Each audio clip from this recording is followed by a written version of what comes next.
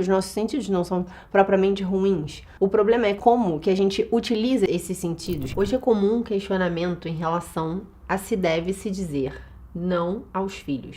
Então, por que eu preciso negá-los alguma coisa, se eu posso oferecer essa coisa?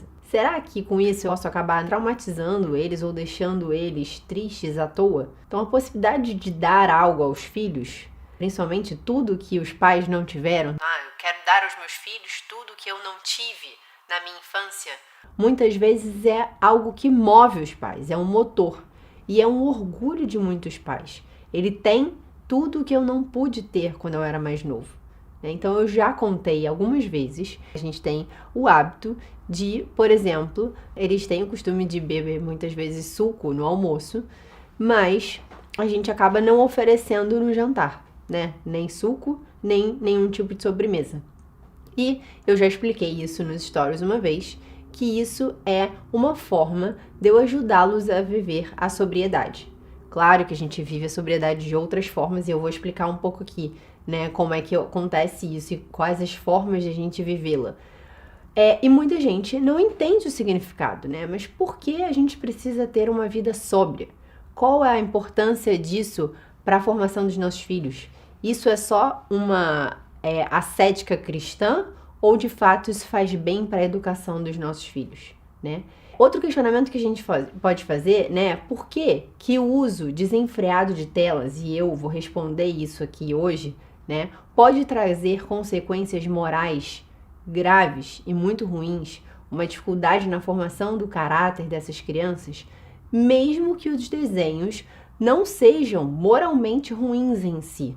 Podem ser bons desenhos, né? Mas por que o uso desenfreado, sem um mínimo de equilíbrio, pode causar um problema na formação do caráter dessas crianças, né? Então, por que os meus filhos precisam comer algo que eles não gostam? Porque, no fim das contas, todos os adultos têm um paladar. As crianças também podem gostar de uma coisa mais do que outra. Por que eu tenho que obrigá-los a comer algo que eles não gostam? Por que você diz para mim que eles precisam comer de tudo? Né? Então, por que eles precisam fazer a própria cama se eu pago uma pessoa para fazer a cama para eles? Né? Qual é a consequência disso a longo prazo?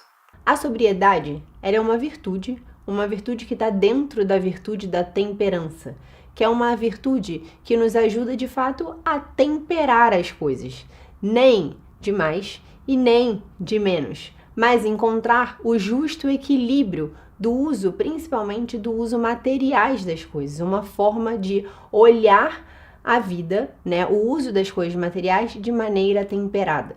E com que objetivo? Com o objetivo de permitir que a alma, que nós somos formados de corpo e alma, que a alma e as suas potencialidades, elas se aflorem, né? Olhar para o alto, se encantar com o desejo de coisas que são irascíveis, ou seja, que coisas que nos custam fazer.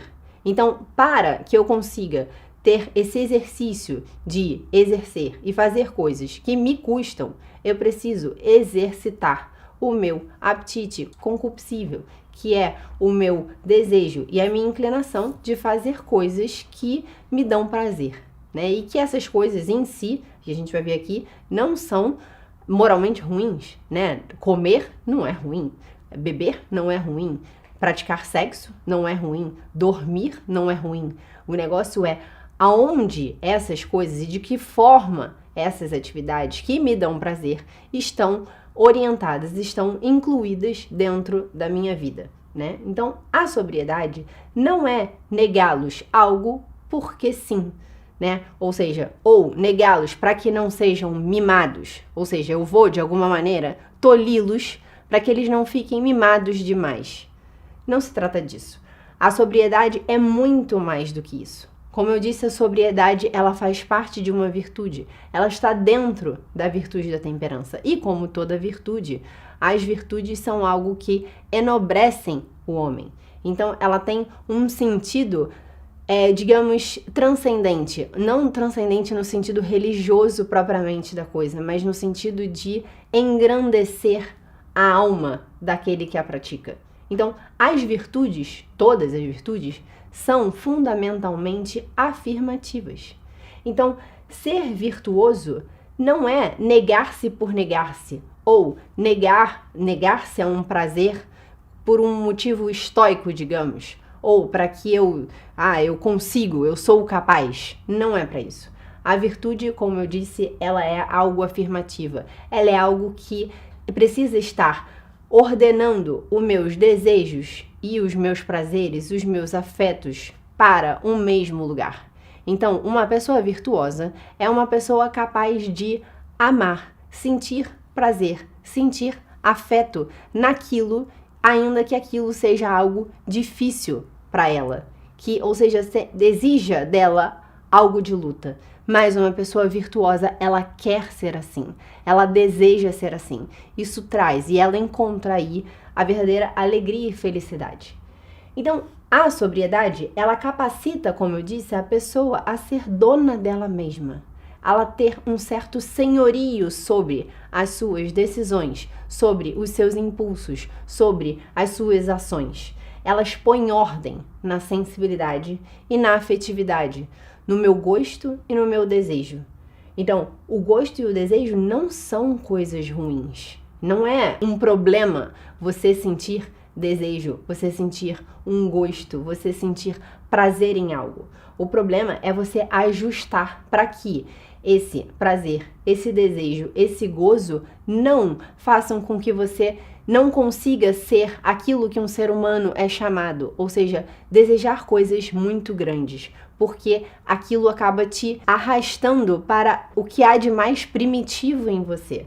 Então, se você simplesmente age baseado nos seus desejos, nas suas inclinações mais primitivas, isso te aproxima muito mais de um animal do que verdadeiramente de um ser humano. Então, é necessário aspirar bens superiores.